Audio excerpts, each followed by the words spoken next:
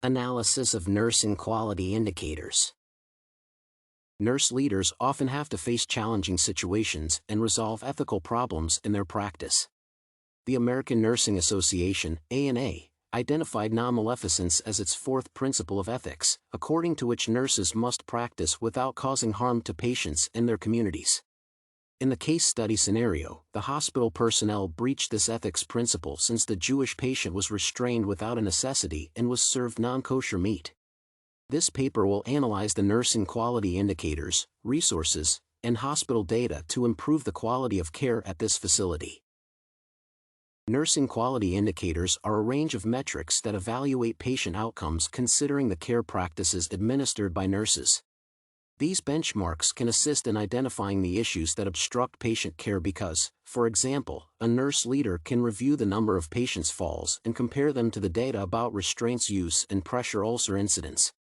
If the number of pressure ulcer cases and restraints used are high, the hospital may need to review its policy and use fewer restraints.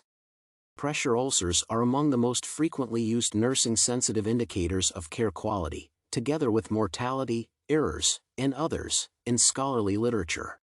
This suggests that pressure ulcers are a severe healthcare concern, and the medical personnel has to pay special attention to ensuring that care interventions, such as restraints, are administered considering the risks. This approach is also consistent with the ANA's Code of Ethics.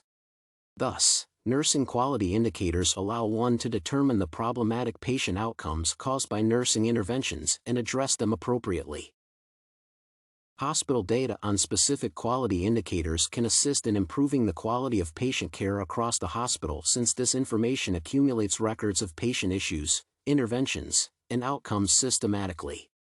For example, the use of restraints and the incidence of pressure ulcers can provide insight into the number of pressure ulcer cases that can be avoided. In the scenario, it appears that the patient is well-oriented and does not need restraints to prevent falls, which points out the possibility of nurses overusing restraints. If, after the review of hospital data, a nurse leader determines that there is a correlation between a high number of pressure ulcers and restraints use, they can conclude that this is a systematic problem in this hospital. Moreover, they can compare the collected data to the national averages and benchmarks set by professional organizations. Therefore, hospital data can help nurses make informed and evidence-based decisions and implement interventions that will improve the quality of services.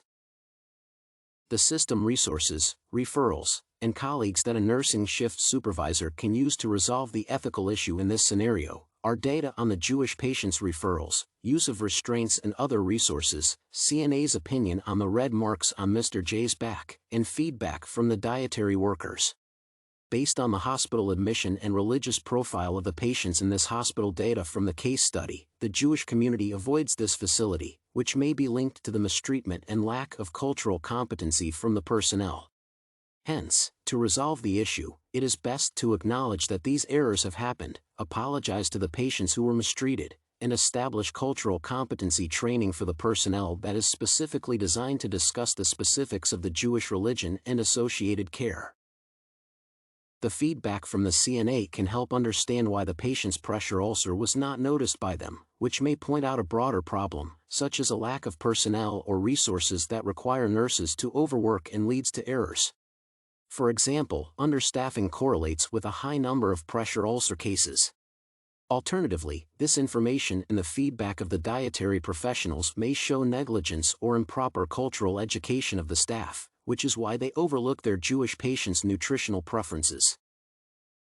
By using the information collected from the hospital data and additional resources, a nurse leader can determine whether this instance with Mr. J is a single case of negligence or a systematic problem. In the latter case, this means that the quality of care in this hospital is compromised, and the nurse leader has a duty to advocate for their patients' well-being by contacting the management and discussing the intervention measures. Moreover, the supervisor's decision to hide the fact that the patient was served non-kosher meat is a serious breach of ethics that the management has to address also. In summary, this case study shows some critical errors that the staff and leaders of the hospital have left unnoticed, which lead to a disregard for the traditions respected by the Jewish community. Hospital data that can assist one in identifying the root cause and consequences of the problem includes data on the number of patient falls, pressure ulcer incidents, and complaints about the catering. This data, combined with additional resources a nurse leader can use, will provide insight into the problem and find evidence-based solutions.